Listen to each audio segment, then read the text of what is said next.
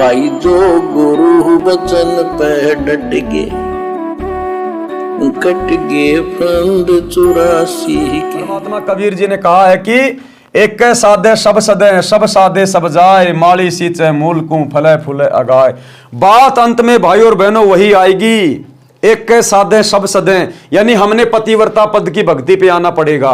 हमने अब जून के महीने में उस नकली दाढ़ी मूंछ वाले कागज के कबीर को इष्ट मानकर कबीर प्रकट दिवस मनाना छोड़ना पड़ेगा।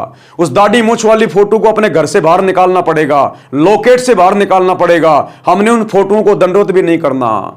हमने पतिव्रता पद पे आना है। हमारा पति हमारा गुरु है, ये हमारे इष्ट हैं, हमारे परमेश्वर हैं। हमने इस पद पे आना पड़ेगा। एक कै साधे सब सदे, एक सतगुरु की भक्ति करने से, इनको साधने से सब की भक्ति सफल हो जाती है। और सब साधे सब जाए, और यदि हम सब की भक्ति करते रहेंगे, सभी को मानते रहेंगे, गरीबदास जी का भी बोध दिवस मना रहे हैं, और दाढ़ी मूंछ वाले कबीर जी का भी प्रकट दिवस मना रहे हैं, और अपने गुरु जी को भी कह रहे हैं हमारे गुरु जी भगवान है, परमात्मा है, तो परमात्मा कहते हैं फिर तुम्हारा सब कुछ नष्ट हो जाएगा, बर्बाद हो जाएगा।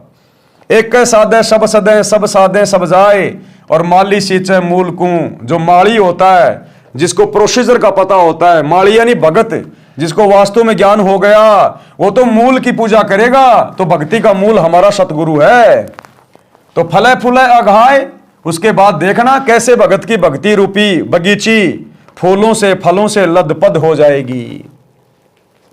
शब्दार्थ, आम या अन्य पेड़ के पौधे की जड़ को जमीन में गड्ढा बनाकर रोपते हैं, जड़ की सिंचाई करते हैं। एक जड़ को साधने यानी पूजा करने से पौधे के सर्व अंग विकसित होते हैं। पौधा अच्छी तरह फलता फूलता है।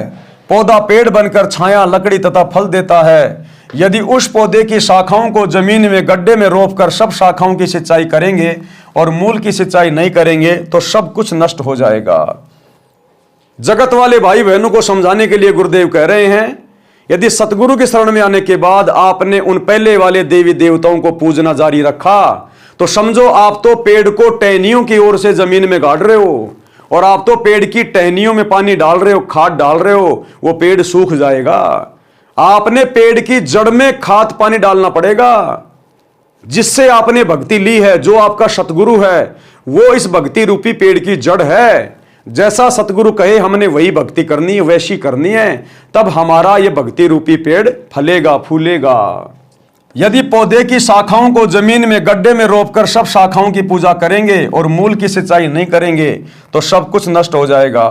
माली यानी पौधा रोपण का जानकार, जिसे माली कहते हैं, वह मूल की ओर से पौधे को जमीन में लगाता है, मूल की सिंचाई करता है, लाभ लेता है। इसी प्रकार तत्वदर्शी संत संसार रूपी पौधे की मूल यानी परम अक्षर ब्रह्म को इष्ट मानकर पूजा करता तथा करवाता है। वह उस एक की पूजा करके सर्व देवों को साध लेता है।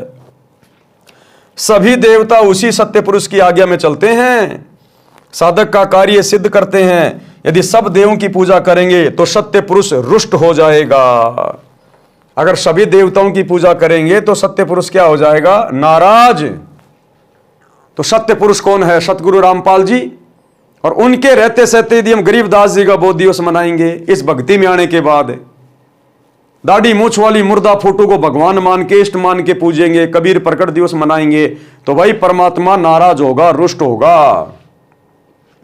यदि सब देवों की पूजा करेंगे तो सत्य पुरुष रुष्ट हो जाएगा। उसकी आज्ञा के बिना देवता कुछ नहीं कर पाते। यानी साधक की साधना शास्त्र के विरुद्ध होने के कारण कुछ लाभ नहीं मिलता। इसलिए पूर्ण परमात्मा की भक्ति करें। वर्तमान में मेरे रामपाल दास के अतिरिक्त विश्व में किसी को सत्ज्ञान नहीं है। आप आएं और दीक्षा लेकर अपना तथा परिवार का कल्याण करवाएं। ये तो स्वयं सिद्ध है भाई और बहनों। ये तो मजबूरीवश गुरुदेव भगवान को बार बार अपना नाम लेके बोलना पड़ता है, क्योंकि परमात्मा कहते हैं कि हमने अपनी महिमा खुद करनी पड़ती है, स्वयं करनी पड़ती है। हमारे बारे में यहाँ दूसरा कोई नहीं जानता, इसलिए हमारी महिमा हमने आप बखानी। परमात्मा कहते हैं हमें अपनी महिमा स्वयं में बतानी पड़ती है कि हमारे समान और किसी को ज्ञान नहीं है। तो भाई और बहनों, अब आप और हमारी तो समझ में आ जानी चाहिए कि सतगुरु रामपाल जी के अलावा धरती पर जीव आत्मा का ठिकाना नहीं है, कहीं ठोर ठिकाना नहीं है।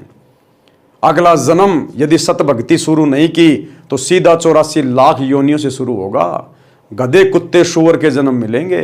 भाई जो गुरु बचन पे डट गे, कट गे फंद 84 के, कट गे फंद 84 के, कट गे फंद 84 के।